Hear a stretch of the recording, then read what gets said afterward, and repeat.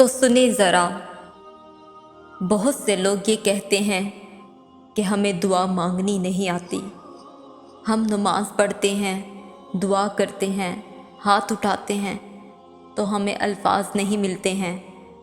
تو میں ان سے کہتی ہوں کہ جب الفاظ ساتھ نہ دے رہے ہوں نا، تو بس اس رب کے آگے رو لیا کرو۔ وہ بغیر کچھ کہے تمہارے دلوں کے حالات سے واقف ہے۔ وہ رب تمہارے درد سننے کے لیے لفظوں کا محتاج تھوڑی ہے، وہ تو دلوں کے راز جانتا ہے۔ بھلا وہ تمہارے آنسوؤں سے تمہاری تکلیف کیسے نہیں جان سکتا؟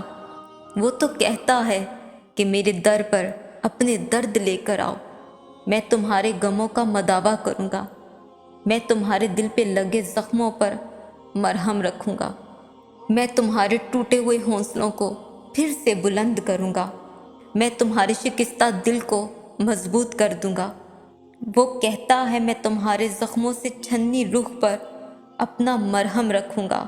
وہ کہتا ہے میں تمہاری ان بے آواز سسکیوں میں چھپے غم کو بھی جانتا ہوں۔ وہ کہتا ہے تمہارا میرے سامنے اپنے درد بیان کرنا مجھے بہت بھاتا ہے۔ وہ تمہارے سارے درد اپنے اندر ایسے سمیٹ لے گا جیسے وہ درد تمہیں کبھی ملے ہی نہیں تھے۔ اور پھر جب تمہارے پاس اپنے غم، دکھ، درد، تکلیف اور پریشانیاں سنانے کے لیے اللہ ہے، تو پھر دنیاوی سہارے کیوں تلاش کرتے پھرتے ہو؟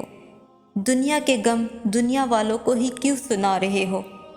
اور ایک طرف وہ سب جہانوں کا مالک ہے جو تمہیں اپنی طرف بلا رہا ہے، تو پھر تمہیں اس جھوٹی دنیا کی کیا ضرورت ہے بھلا؟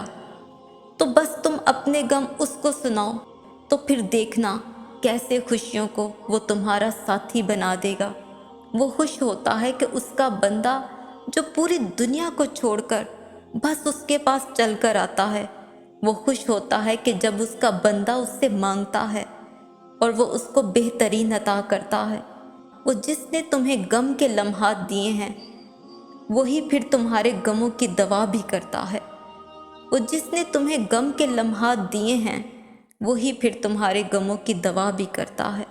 وہی پھر تمہارے غموں کی دوا بھی کرتا ہے، دوا بھی کرتا ہے۔ Thanks for watching my video. Please do subscribe my channel and don't miss the press bell icon.